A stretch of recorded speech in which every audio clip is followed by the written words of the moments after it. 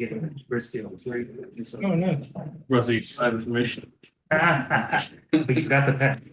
I know, I couldn't find a pen. Once again, it'll just. Marker.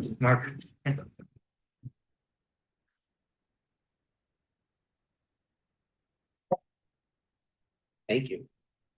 Copies, there's also these copies, and everyone comes, and then a lot of That's books sheer. yeah. So are we ready? We are ready.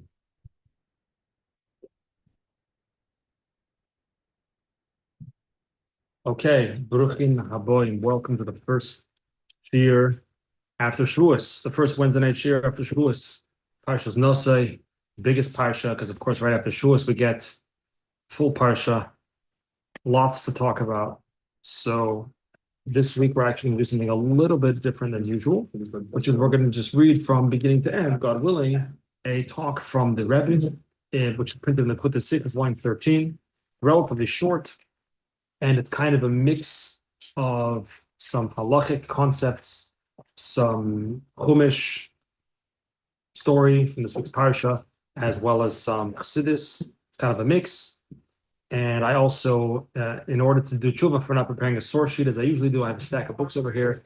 Maybe we're going to look into a little bit to look up some of the footnotes a little bit. So we'll see. I don't know if we'll get to all of them necessarily. We'll see how the time is going. So with no further ado, as we've discussed numerous times, there is a general principle, which he references here over in Tanya, that the Torah is eternal. The Torah is applicable and relevant and eternal for all times and all places. And that applies not just to the halachos of Torah, but it applies to everything in the Torah, which means that which means that even matters in the Torah that simply are no longer applicable, that are no longer relevant, they don't exist anymore. But they also exist today, spiritually speaking, even if they don't necessarily exist on a material way, in a physical way, but they exist spiritually. And moreover, the spiritual is actually the main thing. The spiritual is the source from where the physical is derived anyway. So certain things don't apply today physically. Like, for example, the Mishkan. There is no Mishkan anymore. It doesn't exist. And really, there never will be another Mishkan. You'll have the Mikdash, which is not the same as the Mishkan. So the Mishkan was something that existed physically, doesn't exist anymore. Nevertheless, the spiritual message of the Mishkan, which we're going to discuss a little bit in this Sikha, a little bit in this talk tonight, very much existed. In fact, was anyway the source for the spirit, for the physical. So, second paragraph. And so too applies in our parsha, which is the census of the Bnei Gershon and the Bnei Merari. As well as what we began last week at the end of Bamidbar and conclude this week, which is the census of Bnei Kehos. That even though Bagashmi this is not eternal. It was a one-time deal. It's not something that's repeated ever. It was a one-time thing. This was a one-time deal. It was one time. The second year they left Egypt, and that's it. Nevertheless, the concept, the idea, the spiritual underpinnings of the counting of Bnei Gershon, Merari, and beginning last week, Kehos, is an eternal idea that is applicable in all times and in all places. So we're going to get to how that connects to the name of our parsha, which is out in no man's land. We're going to get to that eventually. Okay. Now I'm going to read. I'm going to translate. We're going to go into some of the sources a little bit, some of the footnotes a little bit. Stop me if there's something that is questionable or bothersome. Base. So before we get to this, we have to discuss more of a general idea. Why, in the first place, did we have to spend 40 years in the desert? What is that all about? Now, I think most of us here basically know the reason why we had to be in the desert. Hein emesh aidechet hameraglim nigzer alem shalei kontel la'aretz arboim shana yom lashana. It's true that although we didn't read yet Parshas Shlach this year, we'll read it shortly. But I think we probably remember it from previous years. We know that based on the story of the meraglim, of the spies, and they came back with lashon hara about the land of Israel. There was a decree, Yom Lashana, for every day that they delayed, they were punished a year. So even according to this idea that we know already, why did we go 40 years in the desert? So what do you mean, why? Because of the story of the Meraglim, Parsha Shlach, that's why. But,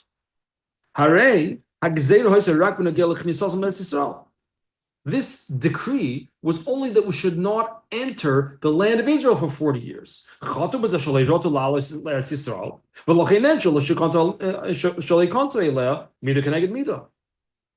we do wrong? What was not we, but what did the Meraglim do wrong? What was the sin? They don't want to go into Eretz Yisrael. They don't think Hashem can bring us into the land of Israel. You don't think you go to the land of Israel? You're not going to the land of Israel. Mida kineged mida was the punishment. So what's the punishment again? Can't enter the land of Israel. So what does it have to do with the desert? Go somewhere else.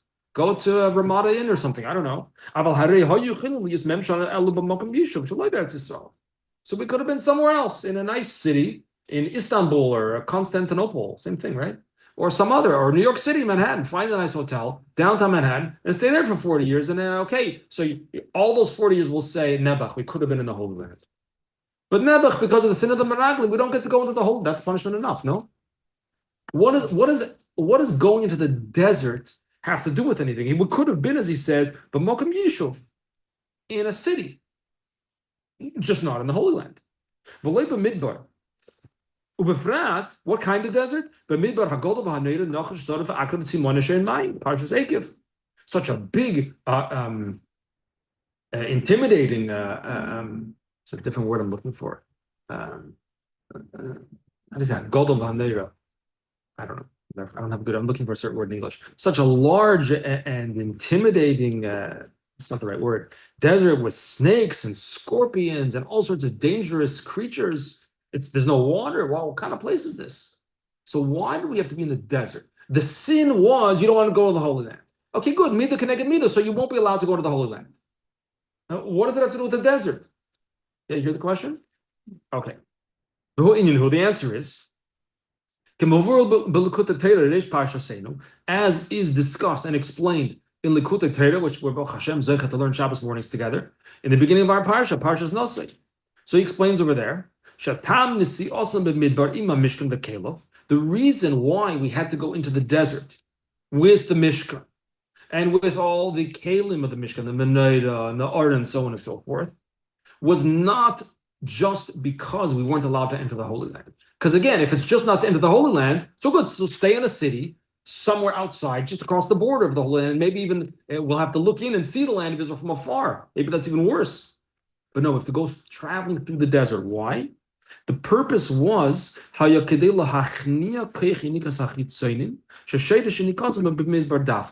it's a spiritual journey. It was to subdue the powers of darkness that are dominant and present in the desert. He's going furthermore. It's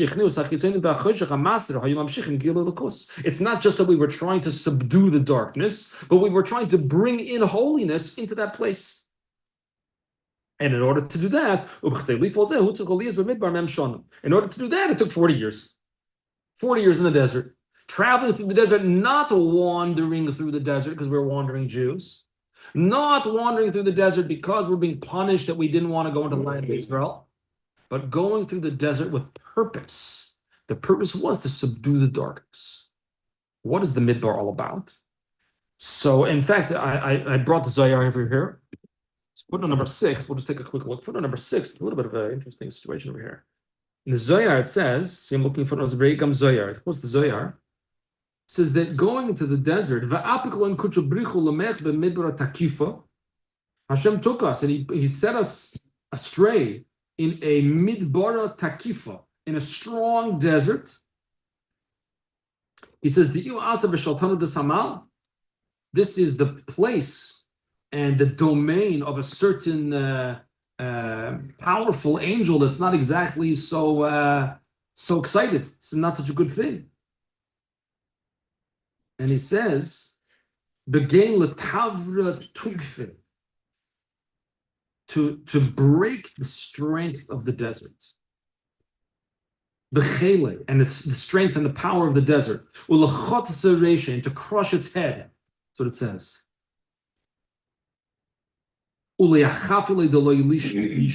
And to subdue, to subjugate these negative forces dominant in the desert, they shouldn't be able to be in control. So therefore, he sent it to the desert. Now, this brought me to, I'm going to mention it just because it's like a random kind of unusual thing. On the Zohar here, in the margins of the Zohar, we've discussed in the past Reuven Margolius a little bit. There's an amazing Talmud Chacham who lived in Yerushalayim in the 1900s. He passed away in 1972 or something. So he has on the margin of the Zohar, he has footnotes called Nitzutze Zohar, sparks of the Zohar. And he sent me to the Sefer Chassidim, to the Tzavah of Rabbeinu Yehuda Achvasid, the will, the last will and testament of you, if you will, of Yehuda Achvasid. He says here, interesting. I'm not sure if I should say it or not because I don't really know what it means. But I'll say it. I'll just read it because Lo yivna odam bais al karka shalei omad bebinyan ma'olam, should not build a house on land where there was never a building before.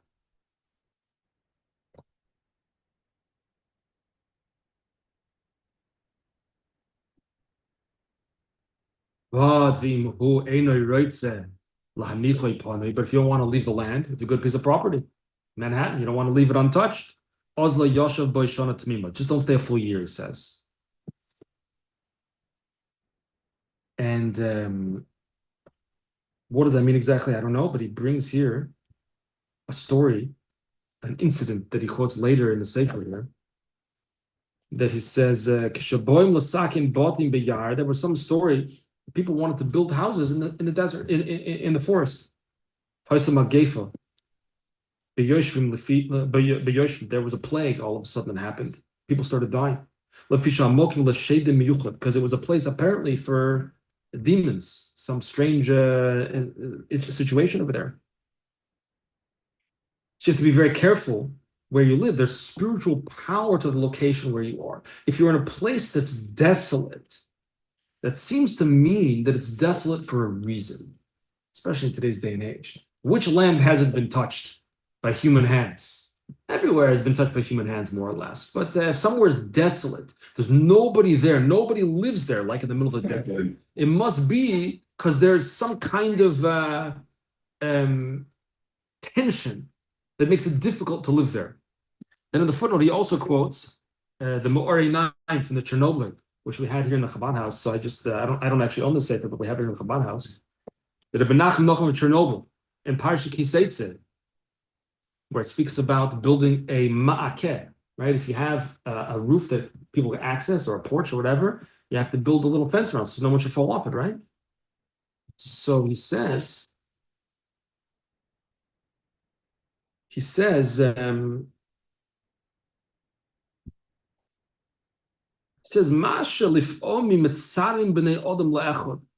sometimes a person is suffering, a person has pain in their life for some reason, different tsar. Is because there's some type of spiritual din, some type of spiritual judgment against him in the spiritual realms. And therefore it comes down to and that din, that severity that exists somehow in the spiritual realms, trickles down into some other guy, and that other guy harasses you. It's not the in a sense, not to take away Bechira Chofshi, it's not to take away free will, but in a sense, the guy had no choice, in a sense. There's some spiritual decree that Pliny needs to suffer for whatever reason, I don't know. And that suffering is channeled through some other individual that comes and bothers you and harasses you and attacks you, whatever it may be.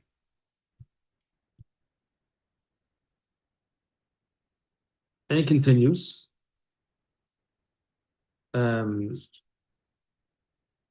So if you see something's happening to you below, if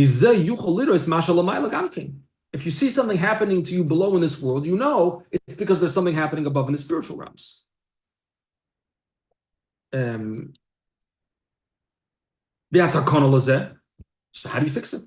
If a person, God forbid, is experiencing some kind of negativity, some kind of tsar, how do you fix it?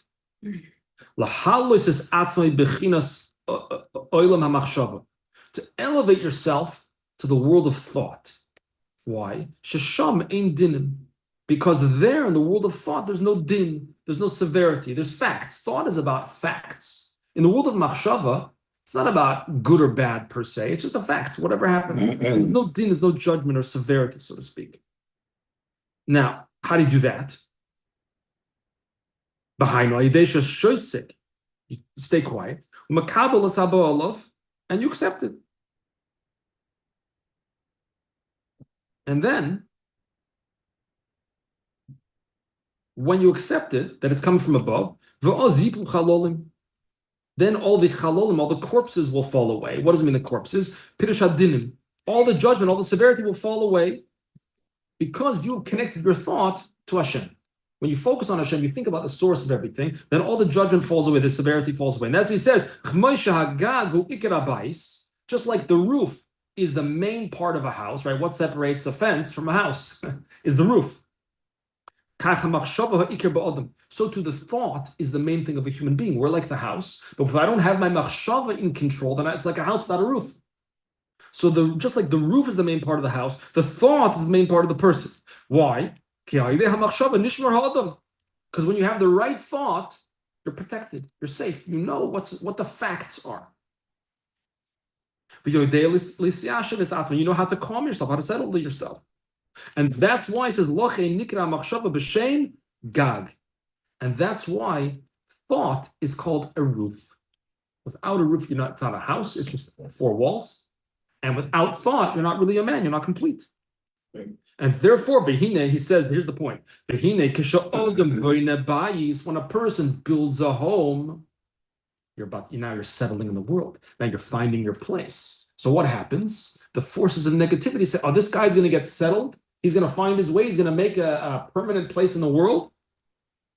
He says, Misoirim hadinim. Then the judgment, the severity is aroused. Especially outside of Israel. So what do you have to do? So the Torah says, Kisivneh bayis chadash, when you come to build a new house, what do you have to do? You have to make the fence around the roof. Meaning, melashon tikun. You have to make a tikun, which is ma'akeh. A ma'akeh, he says, is melashon mi'ikim, those who bother and harass you. How do you fix those who are harassing you, the problems in your life?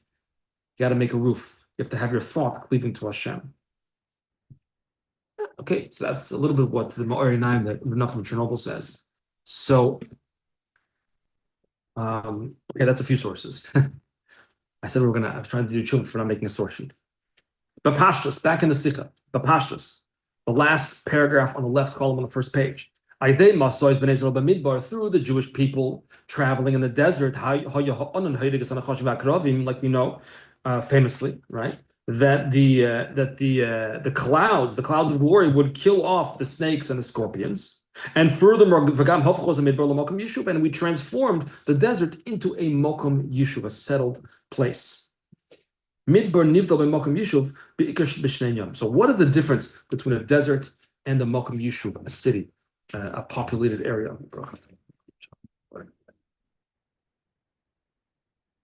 Number 1, Aleph.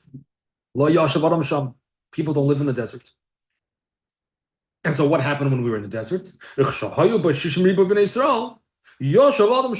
So we transformed the desert. There were 600,000 Jewish people, and then we transformed it into a Reshus Harabim.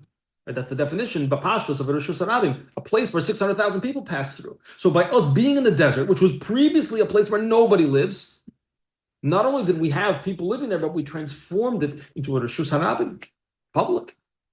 Number 1. And number 2, Eretz Le'Zerua. It's a place that nothing grows in the desert. But when we were there,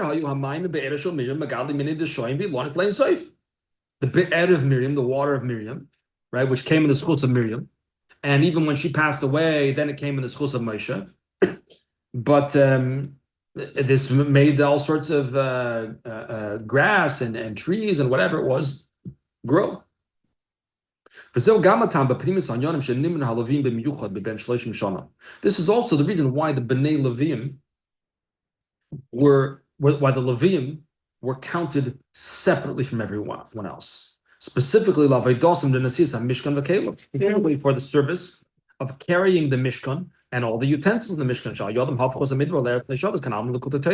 That by carrying the Mishkan and all the appurtenances of the Mishkan, the shulchan and the art and so forth through the desert, that brought spiritual light into the desert, transformed it into a settled place.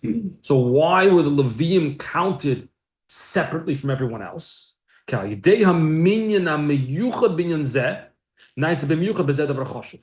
by counting them, they became a dover choshuv.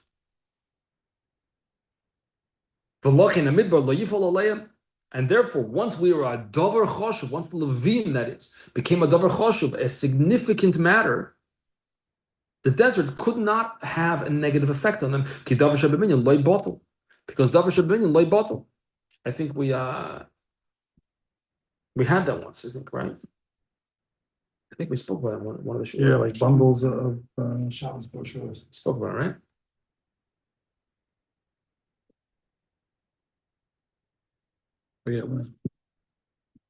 Says in Shulchan Aruch, in Kuf Yud, Yeredeya, and Hilchos Taruvos, Dover Choshuv, Oiseh B'mina B'kolshu. If something is a Dover Choshuv, which we don't, at the beginning of the Shulchan Aruch, you don't have the definition of a Dover Choshuv yet, he defines that later. If something is a Dover Choshuv, it's not bottle.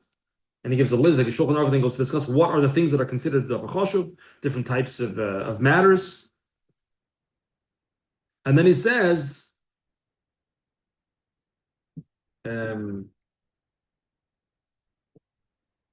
is it?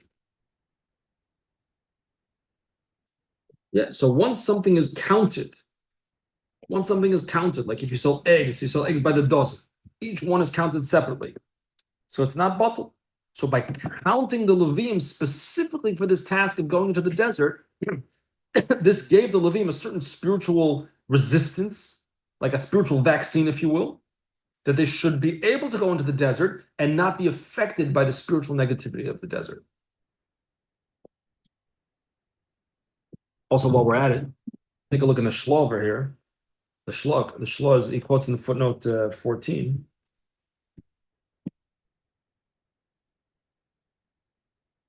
It says, when you kaminyan mitzad agufois, when you count bodies in our world,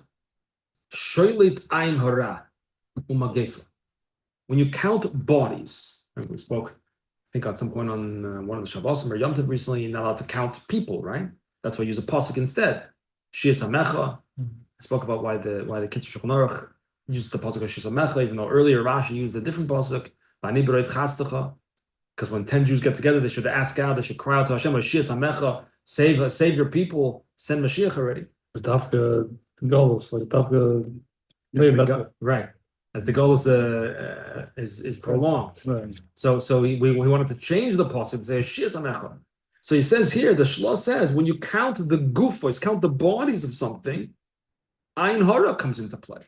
This is not rather, but when you count something from the roish of that thing, meaning the spiritual height of that thing, the spiritual level of the thing, then each thing takes on its own inherent significance and is not bottled. Why? Because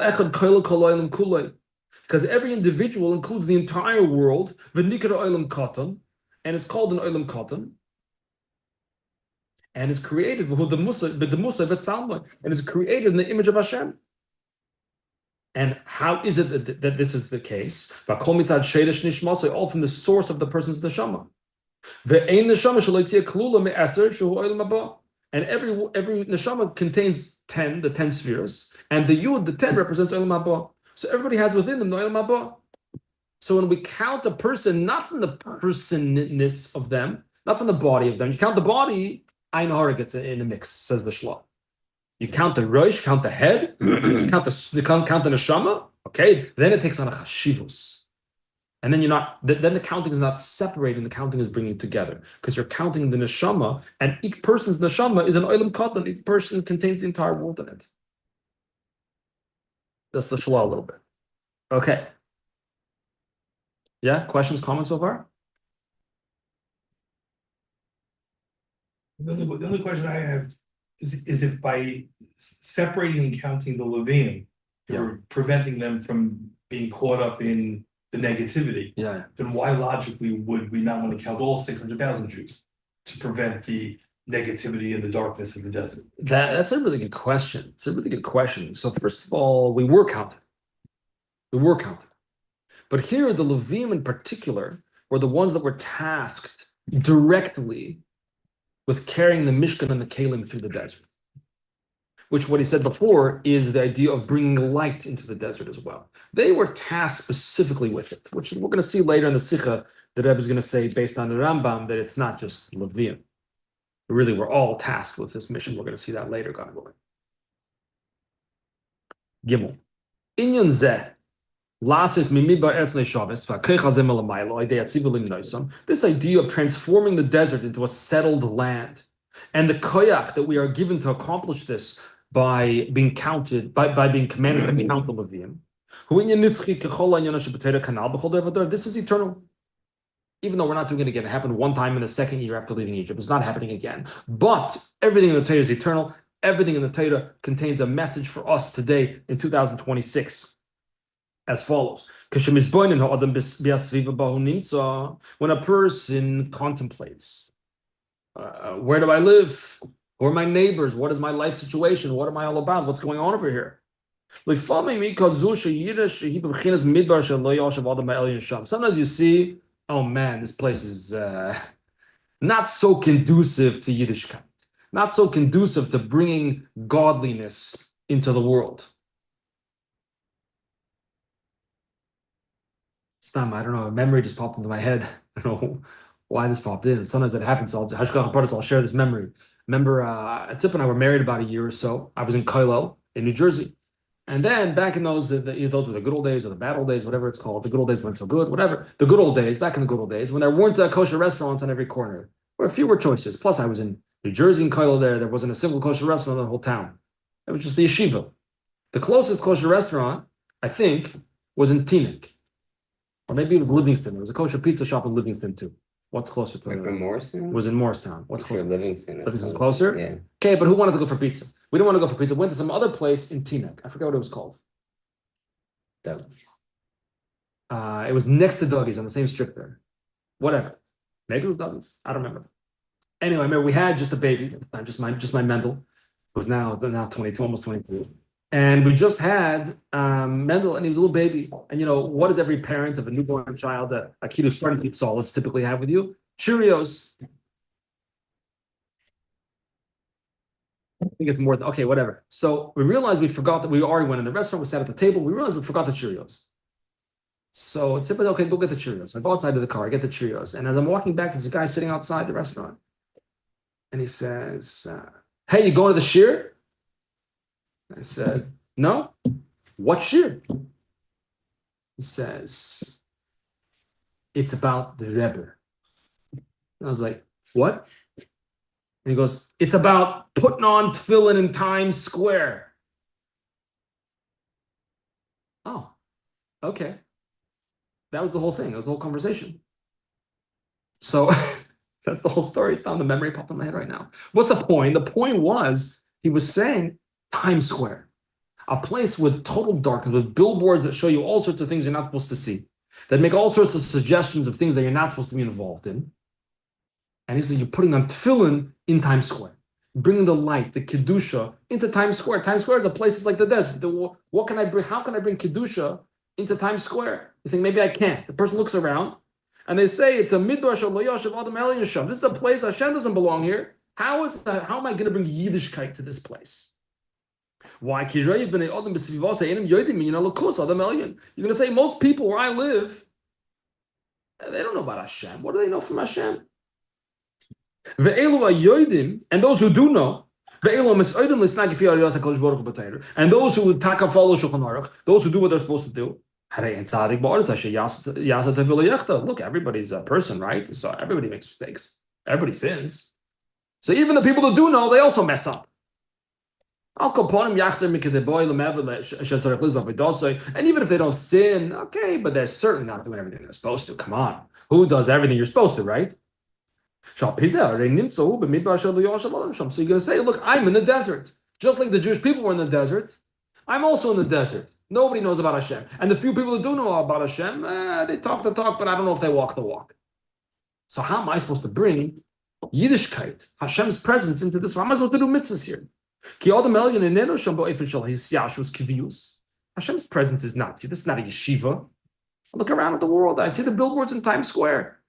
Right? Like the Barditchever famously it said something, it would be much, it's not fair that Hashem puts the taivas, all the things that we're not supposed to do, right in front of us. And the Kedusha, where does he put it? He puts it here in a book. It sits on the shelf and collects dust. Never. Should have done the opposite. He should have put the taivas in a book, and it'll stay on the shelf and nobody will look at it. And all the things we're supposed to do, the Kedusha, put it right in front of me, and then of course I'll do it. Okay. So a person may be discouraged. A person may be discouraged. I'm supposed to, how am I supposed to succeed Jewishly? There's just too many challenges. There's too many stresses. There's too many triggers. There's too many difficulties in this world. And a person might be sad. A person might even give up hope. A person might despair. And they're going to say, I'm out of here. I'm out of here. This is no good for me. I'm out of here. No offense to anybody who lives in Queens. Here comes the lesson, says the Rebbe, from the fact that the Levim went into the desert with the Jewish people, right? Your job is to, yes, go into Times Square, to, yes, go into the desert and put on tefillin there in Times Square, to change the desert, to not allow the desert to remain a place that nobody lives there. Living there indicates a kiviyus, a Jewish presence.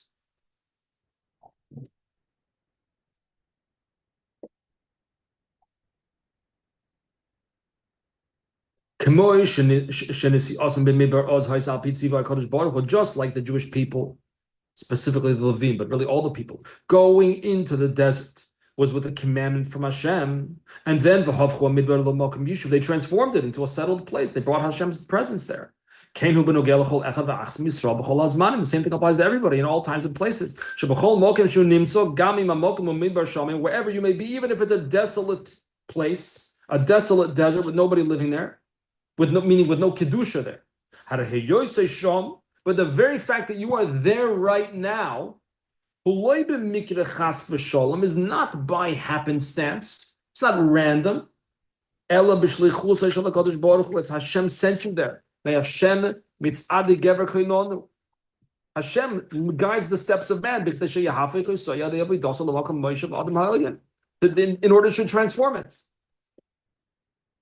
Many years ago, I had a friend. Well, I still have him as a friend, but many years ago, he told me he had to go to China on a business trip. I said, "Why? I guess you have to do something there." And he said, he was complaining. He has to leave his family for a week, and I go to China. What did I go to China for? Can't I do business here in New York? It's a long trip. China, what do I need it for? To find my special kosher meal somehow. It wasn't a Jewish company. Something it's going to be hard to find kosher. What's he supposed to do? Bring a can of tuna. Who needs it? Make money here in New York. So I told him, I guess you have to be in China. He was like, what are you talking about? I said, I guess there's something you need to do there. He says, yeah, I know, I need to make money there. Why can't I make money here? I said, no. The money you could make here. The money you don't need to go to China for. There must be some other reason you're going to China. There must be some reason. Hashem guides the steps of man. If you're in China, there's a reason you're there, and it's not just to make money. There's a spiritual reason. There must be something you have to accomplish there. And what is that? To transform it, to turn it into Kedusha, to take it out of being a desert to being something holy.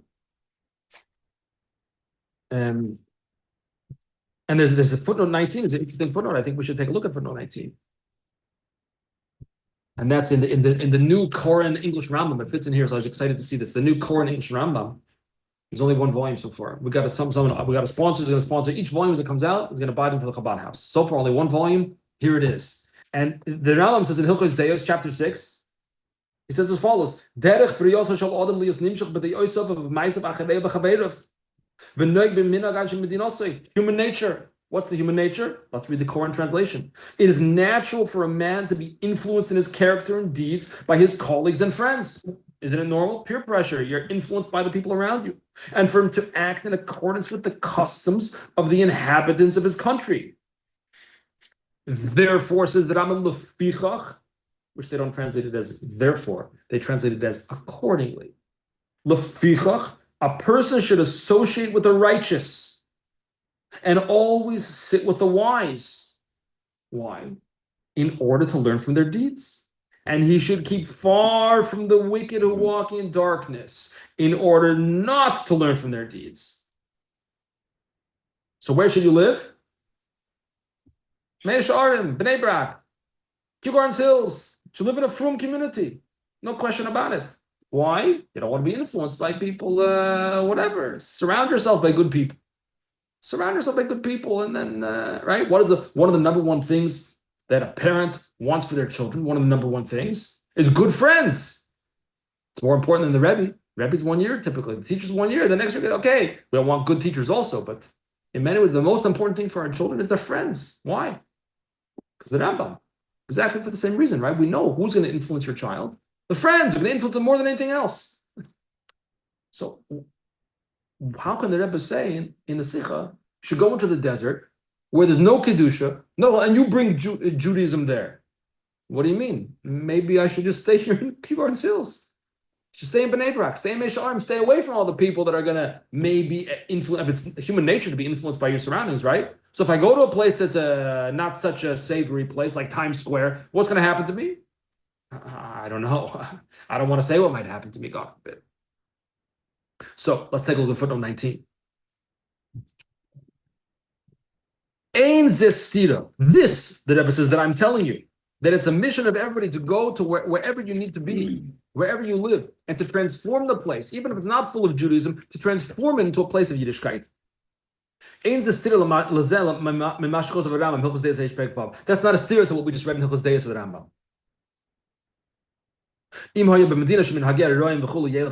That if you're in a place with bad customs, with bad people, go away, move. Why is it not a stira? Why is it not a contradiction to this? The Rambam paskins clearly. If you're in a place with bad inhabitants, leave. Yet here in the Sikha, the Rebbe is saying, if you're in a place of bad inhabitants, transform it. Okay, that's a nice idea, but what about halacha? What's the heter to stay in a place that will have a bad influence on you? So the Rebbe explains, because this is not a halacha without a reason behind it. Sometimes we have a halacha that there's a certain idea, and things are the way they are. But this halacha has a reason behind it. What is the reason? The Rambam himself writes that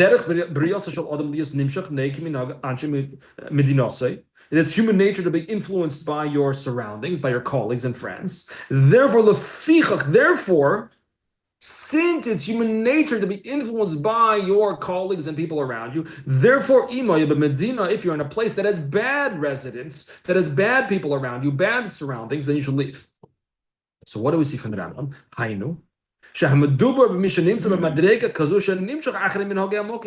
We're only talking about someone who will be influenced by the surroundings, who will be drawn astray by bad friends.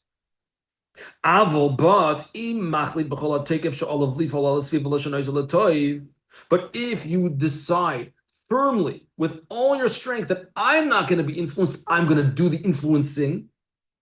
The Chazal tell us that if you come to be purified or to purify others, you get help. Hashem helps you from above. That Hashem gives you the koyach from above not to be influenced by the surroundings. V'adrab, and in fact, not only the koyach not to be influenced, but v'adrab l'shanois anshe medina kibefnim, but actually to change the people, to change them for the good, to have a positive influence. Which this, I wanted to point out, this is obviously a foundational idea in the Rebbe's approach to the world. Sending shluchim representatives to all over the world. What about they're going to be influenced by the surroundings? No, they're not. Yeah, if you're going to be influenced by your surroundings, then you probably shouldn't go. But if you're not going to be influenced by your surroundings, then you should go and transform them, and you'll get the koyach to do it. Because when you come to purify yourself and purify others, Hashem gives you koyach from above. The Gemara knew. So the Rebbe said about kind of sukkah, oil of Russia, oil of Shena, Tov the Tzaddik, Tov the Shena. Focus on the. That's right. And it ends that way. It doesn't end with the oil of Russia. It ends with the Tov. I mean, that's the conclusion, right? That's the last word. Right. See him. Right. Meaning that's the point. Take away. Yeah. Gishmak. Exactly. Okay. Page. Page 3 or page 18, depending how you look at it here. Now the Rambam writes. I don't have this Rambam in front of me, but you'll have to believe me. It's in Hilchos Shmita v'Yovel. It's not just the tribe of Levi that is able to give of themselves. Elakol ish ve'ish. Every single one of us, every one of us who is moved, who wants to contribute. It's not just the Levim who serve Hashem. Well, you think only the Levim serve Hashem? Everybody who wants to set themselves aside, to dedicate themselves to the service of Hashem, Yihi Hashem chelkoi v'nachlosai. Hashem will be your portion. It's not just the Levim. So we see from this Rambam that every single one of us,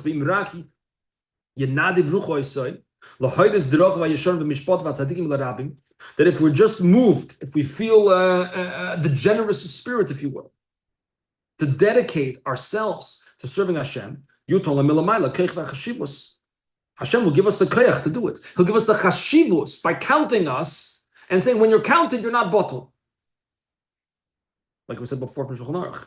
Ad she'einu bottled. Umadarga ladarga, the b'nei Gershon nasa esreish gam. Nisi esreish b'tzirav l'gadol imenu, to lift up the highest level. Ve'al ladarga, the b'nei kos nasa esreish b'fnei atzmoi, by yedei zeb yechol to lasas mokem himotzei gamas in betchilo ha'yvedbar diro lo yizbarich. That will then have the ability to turn the desert into a bustling city, full of yeshivas and Talmud Torahs and mikvahs and kiddusha and shiurim and davening and minyanim and everything. So what is the message from all this? It's clear, but we'll spell it out anyway. By the way, the Rebbe says, don't just turn this on someone else. This is also about you and your own personal relationship with Hashem. It's not just about help another person do a mitzvah. It's not just that. But it's how we look at ourselves. What does it mean how we look at ourselves? It's not just that I look around and say, oh my gosh, I live in a desert. I live in a spiritual desert. Let me turn it into an oasis. Let me build a yeshiva here. Givaldic, for sure. 100%. That's your job. That's why you're there. What do you think you're there for? That guy, the guy who went to China business, what do you think you're in China for? To make money? To make money in New York. You're there to transform it, to elevate it, to change it, to influence it for the good. Everybody you meet is like that. So just briefly, my wife went on vacation somewhere with some friends a couple of years ago. Bermuda or Cancun or something, whatever it was, I don't know. And on the plane on the way back, they're talking, whatever, her friends, and then they meet some woman on one of the rows next to them. The woman sees these are some Jewish ladies, She's talking to them. She's Jewish too. They're talking, and she starts saying, they're talking about children and parenting and this and that. She struggles with fertility. My wife is thinking to herself, Taras Mishpach. Tell her about Taras Mishpach. Does she know about mikveh? But it's like, well, you just tell someone, you want to go to mikveh? It's like a little bit weird. So the flight is going. My wife's confiding in one of her friends. Should I say something? It's kind of weird. I don't even know this lady. I just met her. I don't even know her. The plane lands. My wife thinks to herself, it's now or never. So she goes over to the lady. Excuse me, I know it's a little bit personal. We were talking about children, fertility. You ever go to mikveh before? What do you think about? You want to go to mikveh? To make a long story short, my wife taught her, the halachas taught her, she went to mikveh and had a child afterwards. What do you think you're on the plane for? Someone's next to you, you meet someone, that's hashgacha pratis. Hashem sent them to you because you have the ability to change it. You're a Levi. You're the one who's going to carry the Aron. You're going to carry the Mishkan and the Kalim into it's desolate. What do you think you're there for? You're there to make it bloom. That's why you're in the desert. So now this also has to do with my own personal avodas Hashem. A person from time to time may make a cheshbon hanefesh. They may make a spiritual accounting, right? Even if it's not April 15th and you're not an accountant, you might make a spiritual accounting, might reflect on your life. Where am I holding from time to time, right? Whether it's on your birthday, whether it's on a Chodesh, whether it's Thursday nights, whatever it may be. And a person may realize that I'm not doing so well. I'm in a little bit of a desert myself. I might make the bottom line accounting that I've been in a desert for an awfully long time, spiritually desolate. And a person may fall into despair. They may think, I'm supposed to change. I'm supposed to change my behavior. And especially, I've been doing this for years. This is what I've been doing for 10 years, 20 years, 30 years or longer. This is me. This is what I do. And when you do something once, twice, 3 times, 4 times, this is like that's acceptable. It's what I do.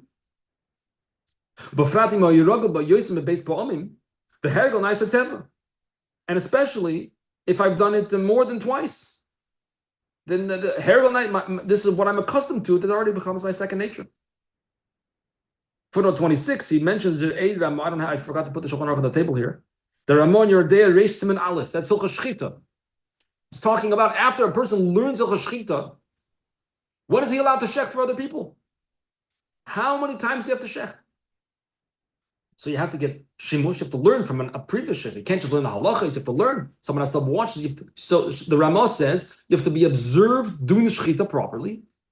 I'm paraphrasing from memory, so I think I don't have the Shulchan Aruch here, otherwise I would read it. 3 times in front of an expert, in front of someone who's an expert, and it says a boki v'mumcha, I think is the lashon of the Ramah. He's an expert, a professional. Up to 3 times. Meaning there's an idea of once you become accustomed to something, then that's what you do. So a person may say, I've got bad habits, or I haven't gone to Shacharis in a year. It doesn't make me a bad person. It's just I haven't gone in a year, so now I don't go anymore. Because if I go, everyone's going to be like, where you been? Right? In Kigar says it's easy. You can always say, I went to a different shul. Someone said, where were you this morning? I was a different shul. What did you do? There's lots of shul. I have to come to the same shul every day. Or if I always treat my wife in a certain way, okay, that's what I'm used to it already. Whatever it may be, a person says this is what I'm accustomed. So how am I supposed to get out of that? Right? We all have this. How do you change the behavior that you know you should change, that you want to change? After a while, it becomes like, okay, I guess that's who I am. So here comes the lesson that Rebbe says for you and your relationship with yourself. The sons of Levi at this time in Chumash were 30 years and older. 30 years, 3 decades of life. Had they served yet? Had they done this service yet? No. They had not yet done the service in the Mishkan yet. 30 years. No problem. They were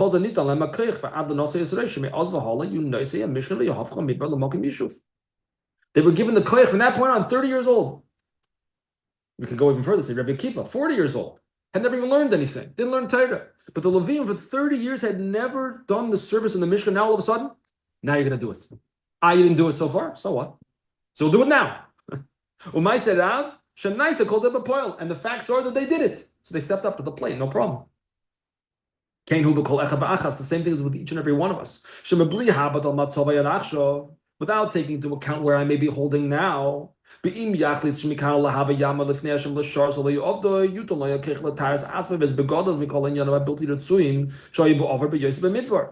I just make a firm decision, a firm resolution that I'm going to change, I'm going to do it. I haven't gone to shul in a year, I'm going to go today, I'm going to go.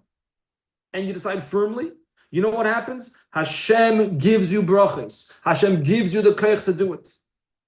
Even if you were in a spiritual desert beforehand. And to draw holiness into your life. Now, this last section of the Sikha is just to put a little bit of a cherry on top of all of this. We were talking about Gershon and Kahas primarily, also Merari, but Gershon and Kahas primarily, right? Because Merari, the previous parsha, right? No, I'm sorry, Kahos was the previous parsha. We're talking about Gershon, Kahos, and Mamara. Let's see. Hey, in order that we should make this location where I live, the place where I am, into a home that's proper and fitting for Hashem, you have to do two things. Number one, you have to get out all the garbage. You got to take the garbage out of the house. And number two, you got to buy some nice new furniture. Like these couches over here.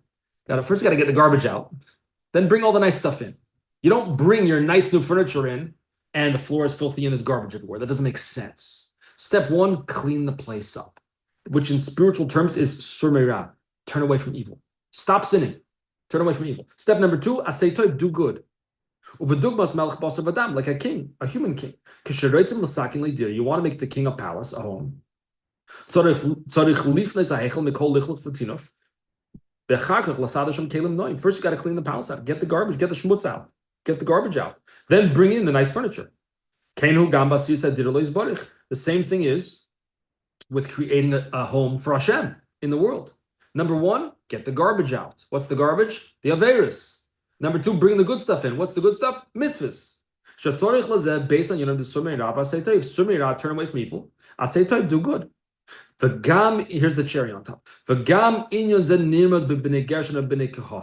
This is alluded to in Gershon and Kehos. The meaning of the words. What does Gershon mean? Gershon, divorce. What does divorce mean? Send it away. So Gershon is Lashon Gershon means surmeirah, to turn away from evil. Send away the sins. Send away all the shmutz. Get rid of it. Kahas, on the other hand, which means to gather in a sifus v'kibut yanamatovim v'asei. That means to bring in all the good stuff. So this whole avodah is hinted to in their names. Gershon means get out of the garbage, divorce it, and kahas means bring it in to gather all the good stuff, the kedusha, the mitzvahs. And which one comes first, Gershon or kahas? Gershon. So he says Gershon no the leaf kahas. Gershon was older. Why was he older for? Because his spiritual service comes first. Sur meira Gershon Gerushin. The divorce, the send away comes first. First is surmeira, and then do good.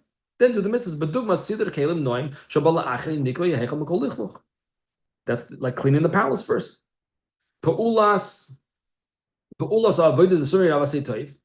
These actions, this avodah of turning away from evil and doing good, can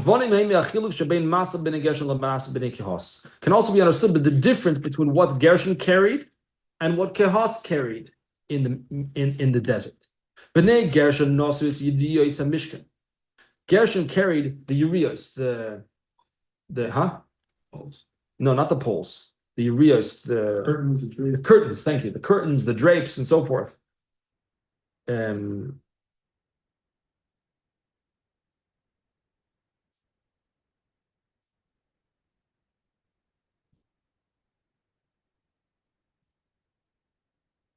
Yeah, okay, carried the drapes, the coverings, and so forth.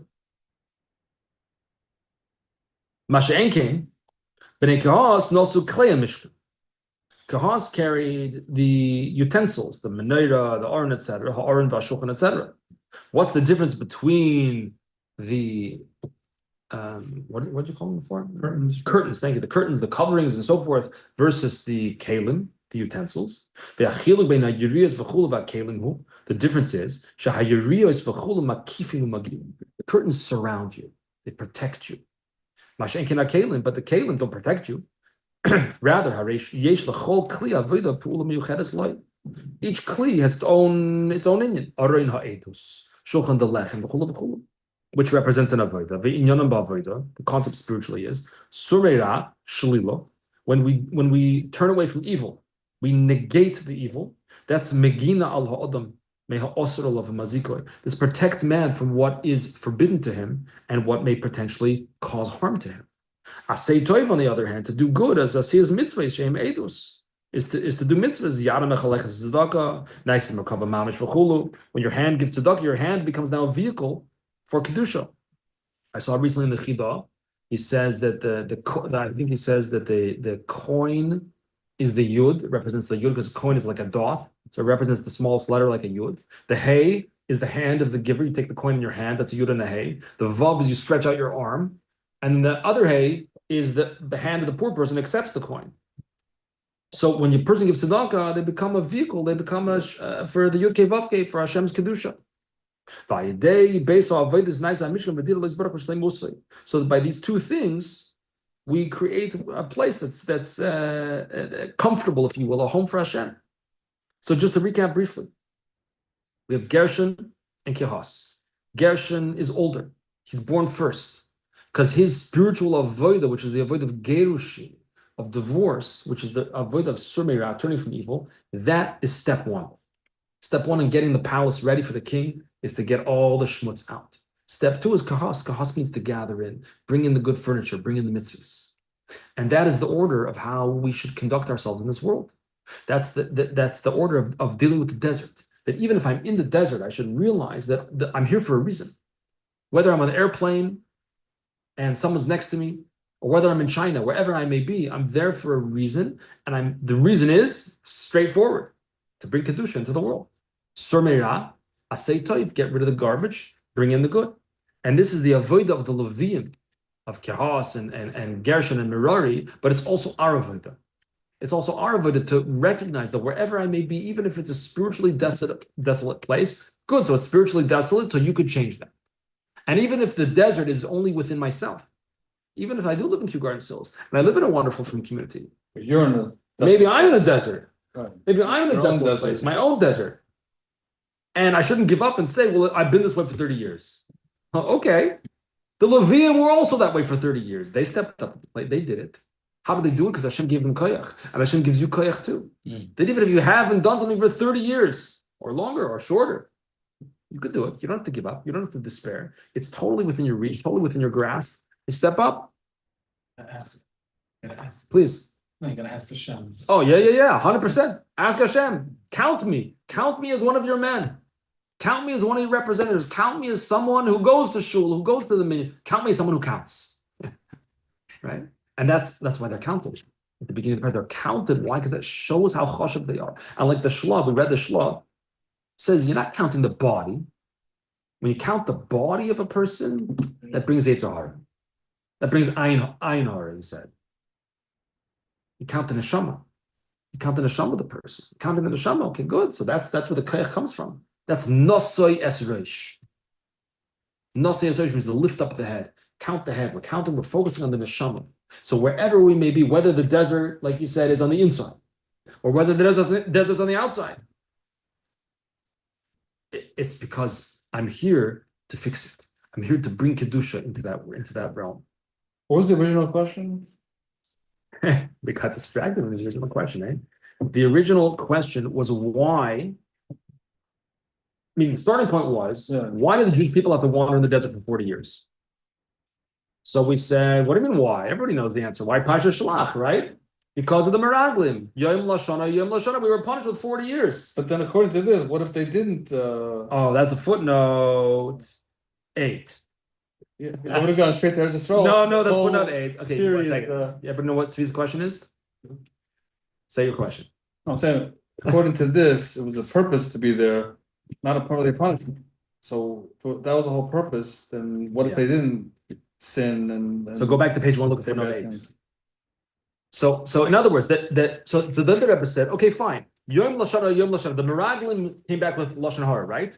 So for each day they were in the Holy Land, they were there 40 days, right? For each day we were punished with a year not to go into the Holy Land. So the Rebbe asked, okay, good. You don't punish us. You're not allowed to go in the Holy Land and stay in some city outside of Eretz Yisrael. What do you have to wander on the desert for? What are you wandering for? It makes us wander in the desert. What do you have to be in the desert for? You could be in New York City, be in Chicago, be in whatever, I don't know, some other place. Go to Constantinople, whatever. So the Rebbe said, because it's what the Alter Rebbe explains in Likutei Torah at the beginning of our parasha, that it wasn't just a punishment for being outside for the Meraglim. That's 40 years. But the desert was because we were meant to transform the desert. Yeah, the desert, huh? It's building them. Oh, right. Building up the desert. The desert is a place that's desolate. There's no kedusha there. Right. Nobody lives there. So we're transforming it into a place of kedusha, building yeshivas and mikvah. What do Jews do everywhere we go, right? We go somewhere, we build a yeshiva, we build a mikvah, we build a shul, we bring a sefer Torah. So Tzvi asked, well, 1 second, what if the Meraglim had never sinned? Then we would never have purified the desert. And this sounds from the Sikh like it's a pretty important thing to refine and purify and elevate and bring Kedusha into the desert. So if the Meraglim never sinned, then we wouldn't have purified the desert. And we wouldn't have the hara for the Hazeh either. So look at footnote 8, and we'll conclude with that. Question. It's your question. If the Meraglim had not sinned, then we wouldn't be punished, right? Because we didn't sin. So we wouldn't be punished with 40 years in the desert. So what would happen to all this spiritual service of refining the desert and making it bloom, spiritually speaking? Then the same thing would have happened in a different way. There would have been a different way to accomplish the same refinement, the same elevation that needed to happen. In brief. And what that way is, we don't know. I don't know what it is. Well, could it be like the way we do it today when like this table was built in China and we're using it for in Torah, tablecloth also, so we're elevating different aspects. It would have to be some other way. It would not have been through us going into the desert. Right. With the Mishkan and with the Aron and the Shulchan. It would have been some other way. Okay, thank you everybody for coming. And that was the Wednesday night shir titled Out in No Man's Land. So, come back to that. Why do they call the shir Out in No Man's Land? What's no man's land? Meaning if you're out in no man's land, make it, transform it, turn it into, okay.